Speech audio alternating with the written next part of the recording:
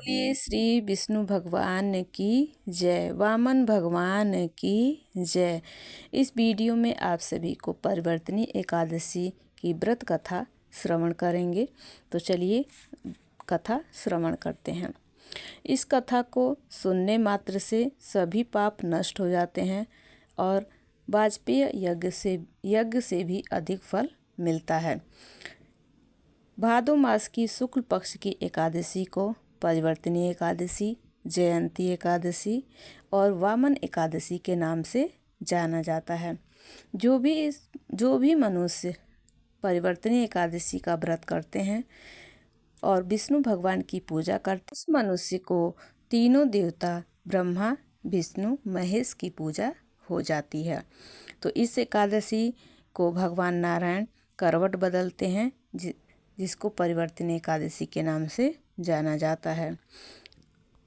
चलिए व्रत कथा को श्रवण करते हैं। व्रत अब आप पापों को नष्ट करने वाली कथा को श्रवण कीजिए। त्रेता युग में एक बलि नाम का दानव था। वह अत्यंत भक्त, दानी, सत्यवादी तथा ब्राह्मणों की सेवा किया करता था। वह अपनी भक्ति के प्रभाव से स्वर्ग में इंद्र के स्थान पर राज्य करने लगा।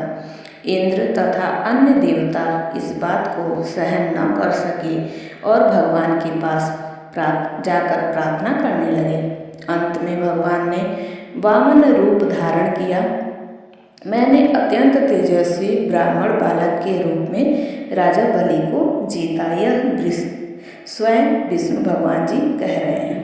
इस पर युधिष्ठिर बोले कि हे जनार्दन, आपने वामन रूप धारण करके बलि को किस प्रकार जीता, सौ विस्तार समझाइए। श्री कृष्ण भगवान बोले कि हे राजन, मैंने वामन का रूप धारण करके राजा बलि से याचना की कि हे राजन, तुम 3 पैर भूमि दे दो, इससे तुम्हारे लिए 3 लोक का दान का फल प्राप्त होगा।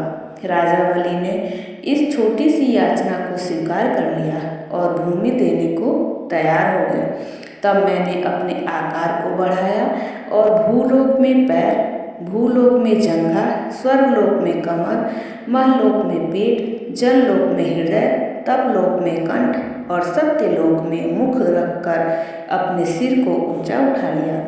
उस समय सूर्य, चंद्र, नक्षत्र, इंद्र तथा अन्य देवता आदि शास्त्रानुसार मेरी स्तुति करने लगे। उस समय राजा बलि को पकड़ा और पूछा कि हे राजन, अब मैं तीसरा पैर कहाँ रखूं? इतना सुनकर राजा बलि ने अपना सिर नीचा कर दिया। उस पर मैंने अपना तीसरा पैर रख दिया और वह भक्त दानव पाताल लोक को चला गया। जब मैंने उसे अत्यंत विनीत पाया तो मैंने उससे कहा कि हे बलि, मैं सदैव तुम्हारे पास ही रहूँगा।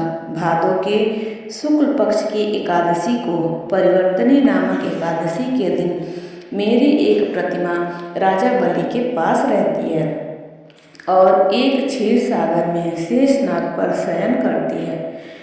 इस एकादशी को विष्णु भगवान सोते हुए करवट बदलते हैं। इस दिन त्रिलोकी के नाथ श्री विष्णु भगवान की पूजा की जाती है। इसमें चावल और दही सहित रूप का दान करना चाहिए। इस दिन रात्रि को जागरण करना चाहिए। इस प्रकार व्रत करने से मनुष्य समस्त पापों से मुक्त होकर स्वर्गलोक को जाता है। जो इन पापों को नष्ट करने वाली परिवर्तनी एकादशी की कथा को सुनते हैं, उन्हें अश्वमेध यज्ञ का फल मिलता है। बोलिए श्री विष्णु भगवान की जय, लक्ष्मीपति नारायण की जय।